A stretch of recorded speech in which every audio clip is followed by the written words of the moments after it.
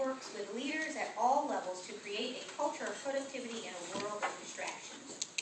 He trains managers to be more human because over 80% of workers quit their boss, not their job. Boy, amen to that. He works as a performance consultant for small and mid-sized companies of 1 to 214 and is energized when he works with the sales and marketing departments of any company.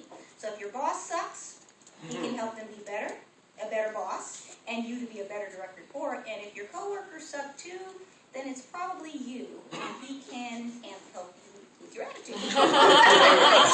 Tonight, Dominic will reveal the fatal flaw of failure in the pursuit of excellence in his talk, What Would You Do If You Knew You Really Could Not Fail? Mr. Dominic Carubba.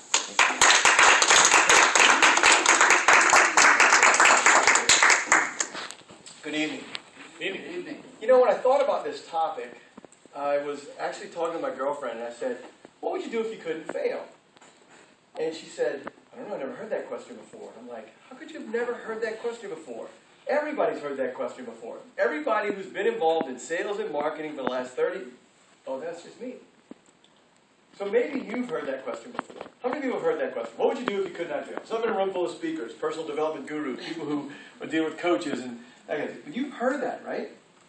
But my question to you is, what would you do if you really knew you couldn't fail? So I started to look at this, and I want to be very clear. Fail, the definition, according to Google, because they know everything. Be unsuccessful in achieving one's goal. Failure. Failure. Failing is failure? What? Failure. So failure then said lack of success. It's kind of a dumb definition. So an unsuccessful person, enterprise, or thing. So it's almost becoming a circular definition where you define one thing with the other and they define each other. So let me look up one word that was different, which was unsuccessful. Not successful.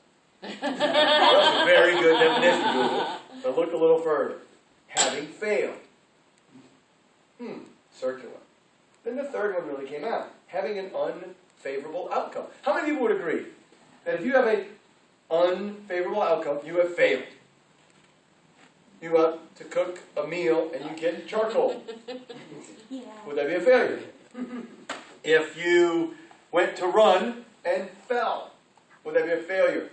Why? Because your outcome was to run and you were falling. That's a failure, according to this, the definition of fail. So I want to invite you just to think about it, because what stops people from succeeding? Fear. Fear of? At least everybody in here, right? So the fear of failure would stop someone from succeeding, or really stops them from doing what? Making the effort. You see, all actions produce results. Would you agree? Therefore, the act of not acting produces a result which we're very comfortable with, called not failing. And there's comfort in that. There's joy in that. Well, wait, there's comfort in that. Because when you look back on your life and you think about what you could have done, there's no comfort in that, is there? You live with regret. So I was thinking about this, and the thing that came to my mind was outcome. An unsuccessful outcome is a failure. So what would cause you to be a failure? I go back to my brain training days and my personal development work, and I pull out a little Tony Robbins, and he says, your outcome is the most important part of being a success. The first step in being successful is knowing your outcome. And that's, how many people know that to be true? If you want to be successful, if you want to get what you want, you've got to know what you want. And that's important. Well, the problem with that is that most people, I've found, focus on the wrong outcome. And I'm going to share with you 3 outcomes that you could focus on, one of which will help you be successful no matter what the outcome. Fair enough? Okay. So, the 3 outcomes are very simple. You either have a have outcome, something you want to have. I want to have hair that looks like like Keith, so I want to have, a shirt that looks like David's. Or a doing outcome. I want to be active like this person. I want to be, riding on a motorcycle that looks like that person. Well, the other kind of outcome, which is a being outcome. What do you want to be? Taking a page from Stephen Covey's book, 7 Habits of Highly Effective People. One of the mindsets, one of the habits of somebody who's successful is that they begin with the end in mind.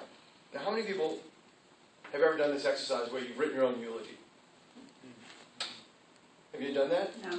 Good exercise to do. Highly recommend it. What do you want them to say about you when you're dead? He had really nice clothes. An awesome motorcycle. He could stay busier more than anybody I knew. Is that what you're going to remember or what's said about you? Most often not. Most people want to be remembered by who they are. How they were being in life. Because that's the experience of life that really matters. And it's most often overlooked.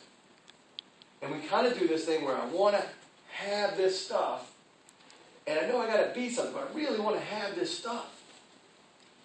And we get confused when we take actions and we don't get the stuff.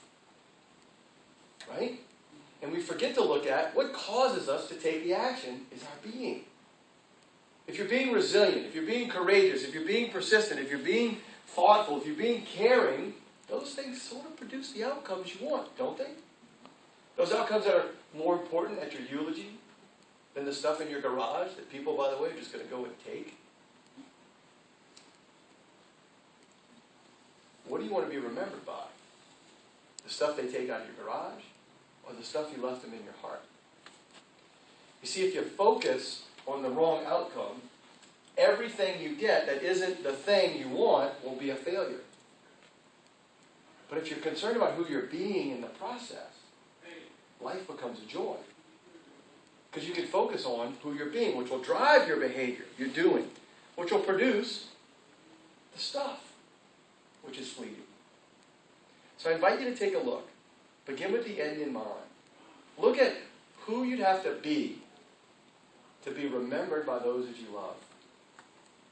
Who would you have to be